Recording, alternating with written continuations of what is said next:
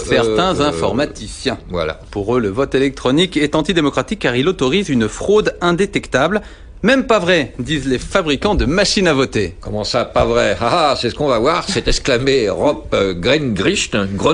C'est un Hollandais, un informaticien hollandais, un tout petit peu hacker sur les bords et qui a bricolé la machine à voter.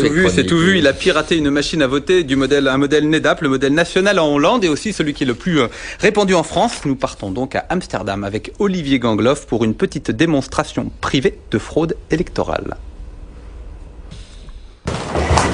These machines weigh 28 kilograms.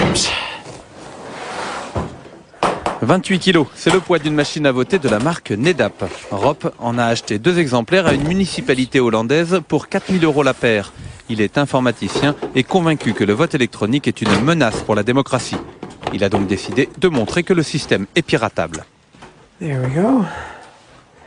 That's the machine. Devant nous, avec un simple tournevis, il ouvre la machine, retire une puce électronique qu'il remplace par une autre, identique en apparence, mais qu'il a programmée lui-même. Craquer le code de fonctionnement lui a pris 1 mois de travail, mais désormais, il est opérationnel. Il peut pirater n'importe quel ordinateur de vote NEDAP en moins de 2 minutes. Vous les remplacez avec vos propres puces. Ce sont des puces qui ne coûtent pas grand-chose et qui sont faciles à programmer. Allez, on va jouer à la démocratie maintenant. Je vais voter pour le parti 1, 2, 3 et 4. Rob accomplit maintenant son devoir de citoyen. Pour les besoins de la démonstration, il vote plusieurs fois pour différents candidats, sans donner une seule voix au 5e qu'il a intitulé « Le Parti de la fraude ». Là, je clôture l'élection en appuyant sur ce bouton et en tournant cette clé. De l'autre côté de la machine, il y a une imprimante. Elle permet de sortir les résultats officiels. Normalement, c'est beaucoup plus long car il y a beaucoup plus de votants. Et voilà le document officiel. À partir de ce document officiel, il procède rapidement au dépouillement du scrutin. Le parti du PVD a 3 voix, nous lui en avions pourtant donné 4. Et le grand gagnant de cette élection est le parti de la fraude avec 5 voix. Alors que Rob n'a jamais appuyé sur le bouton correspondant à ce parti. Le bureau de vote va penser que tout est régulier, normal, que tout a fonctionné. Il n'y a rien de louche.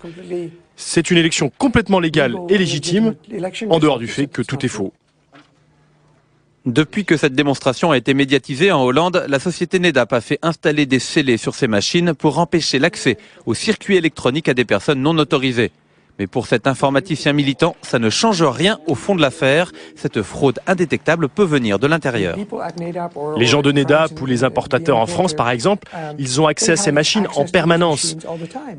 Ils changent régulièrement les puces pour actualiser les logiciels nouvelles versions. Aux Pays-Bas, suite aux exploits de Rob Grengricht, une commission nationale a été mise en place. Lui est convaincu que son pays va abandonner le vote exclusivement électronique. L'Irlande, devenue suspicieuse, a remisé au placard les 7500 machines qu'elle avait commandées à NEDAP en 2004. En France, le nombre d'électeurs appelés à voter sur des ordinateurs augmente à chaque élection. Le 22 avril prochain, vous serez 1 million à faire confiance à une machine électronique. Eh ben.